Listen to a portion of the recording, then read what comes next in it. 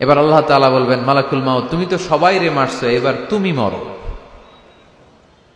এবার তুমি মরো, তুমি মরো। শোনার সাথে সাথে মালাকুল মাউতের কাঁপুনি ছুটে যাবে, খিঁচুনি এসে যাবে ভয়ে। আল্লাহ বলবেন, কাঁপুনি দিয়ে তো লাভ নাই, কারণ কুল্লু নাফসিন যায়িকাতুল।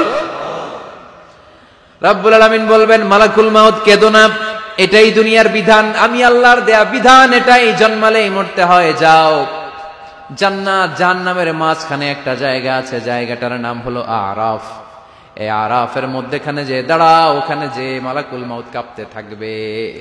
মালাকুল মাউত বলবে, আল্লাহ সৃষ্টি শুরুতে যদি জানতাম, সৃষ্টি শুরুতে যদি জানতাম সবাইকে মৃত্যুদান করার পরে, রূহ কবজ করার পরে আমাকেও মরতে হবে, তাহলে এই কঠিন দায়িত্বের ব্যাপারে আপনার কাছে ক্ষমা চাইতাম। আজকে আমারও যে ভাগ্য বরণ করে নিতে হবে সৃষ্টির শুরুতে, আমি এটা কল্পনাই করতে পারি নাই। আল্লাহ বলবেন, নো টক, মুত ইয়া মালাকাল মাউত, মর, মরে যা, মুত, মরে যাও। বলার সাথে সাথে মালাকুল মাউত এক বিকট চিৎকার হাঁকিয়ে মরে যাবে। মালাকুল মাউতের চিৎকারটা সেদিন এত ভয়ঙ্কর হবে, বিষ্ণু ঈসা ইসলাম বলেন, ওই চিৎকারের আওয়াজ যদি পৃথিবীর মানুষেরা কান দিয়ে শুনতে পেত, তাহলে কিয়ামত সংগঠিত হওয়ার জন্য আলাদা করে ইসরাফিলের সিঙ্গার প্রয়োজন হতো না। ওই চিৎকারের আওয়াজে প্রতিটা মানুষ কানের পর্দা ফেটে ওই জায়গায় লাশ হয়ে পড়ে যেত। এই পৃথিবী থাকার জায়গা নয়। কিয়ামতের সময় আল্লাহ তাআলা মালাকুল মাউতকে বলবেন, সবার রূহ কবজ করে ফেলো, সবার, কেউ থাকবে না, সবার রূহ কবজ হয়ে যাবে। আল্লাহ মালাকুল মাউতকে বলবেন, মালাকুল মাউত কি অবস্থা? বলবে, সব শেষ। মাইয়াবকা, কে বাকি? মালাকুল মাউত বলবে, জিনেরা বাকি, যাদেরকে দেখা যায় না। আল্লাহ বলবেন, জিনদেরকেও শেষ করে ফেলো, রূহ কবজ করো। মালাকুল মাউত আজরাইল জিনদের রূহ কবজ করবে। আল্লাহ এবার জিজ্ঞেস করবে, ইয়া মালাকাল মাউত আখবিরনি মাইয়াবকা, এবার বলো আর কে বাকি? মালাকুল মাউত বলবে, আল্লাহ মানুষগুলো সব শেষ, জিনগুলাও শেষ, এবার বাকি ইবলিস শয়তান, ইবলিসরেও শেষ করো, ইবলিসও শেষ। আল্লাহ আবার জিজ্ঞেস করবেন, ইয়া মালাকাল মাউতি মাইয়াবকা, আর কে বেঁচে আছে বলো? মালাকুল মাউত বলবে, আল্লাহ আপনার কথা অনুযায়ী পৃথিবীর সব মানুষের রূহ কবজ করলাম, সব জিনদের রূহ কবজ করলাম, ইবলিসের রূহ কবজ করলাম, এখন আছে শুধু ফেরেশতারা। আছে কারা? যাও ফেরেশতাদের রূহ কবজ করো, ফেরেশতাদের রূহ কবজ হয়ে যাবে। এবার আল্লাহ জিজ্ঞেস করবেন, ইয়া মালাকাল মাউত আখবিরনি মাইয়াবকা। মালাকুল মাউত বলবে, আল্লাহ আপনার কথা মতো ধরে ধরে সব শেষ, ফেরেশতাও শেষ, 4 জন ছাড়া। কয়জন ছাড়া? জোরে বলেন, কয়জন ছাড়া?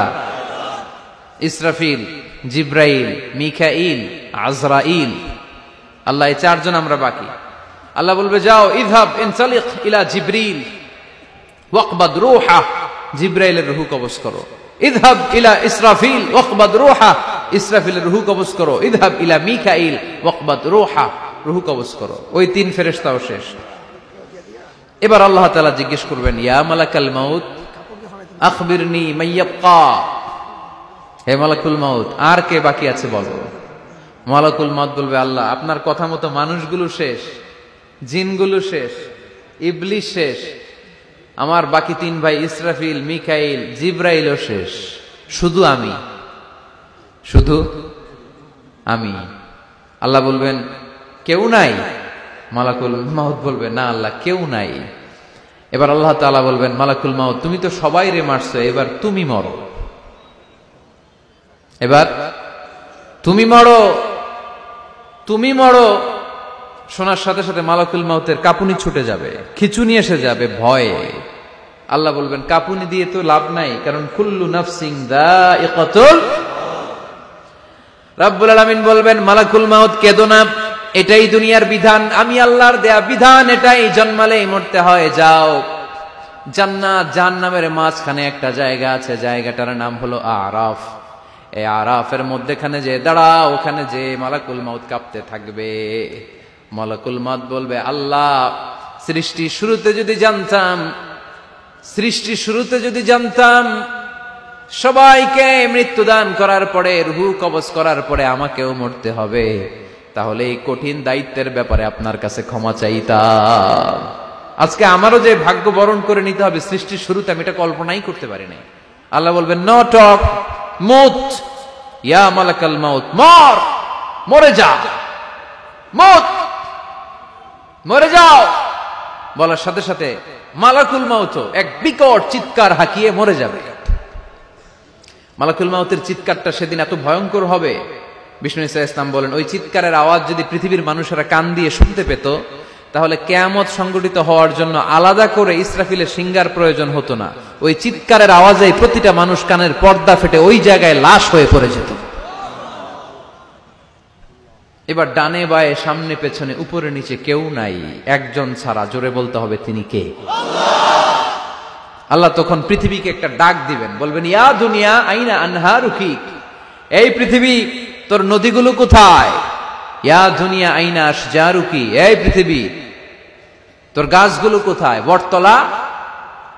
ইয়া দুনিয়া আইনাল জিবাল, তোর বড় বড় মাউন্ট এভারেস্ট পাহাড়, আলাস্কা পর্বতমালা, আলপস পর্বতমালা, এগুলো কোথায়? তুর পাহাড় আজকে কোথায়?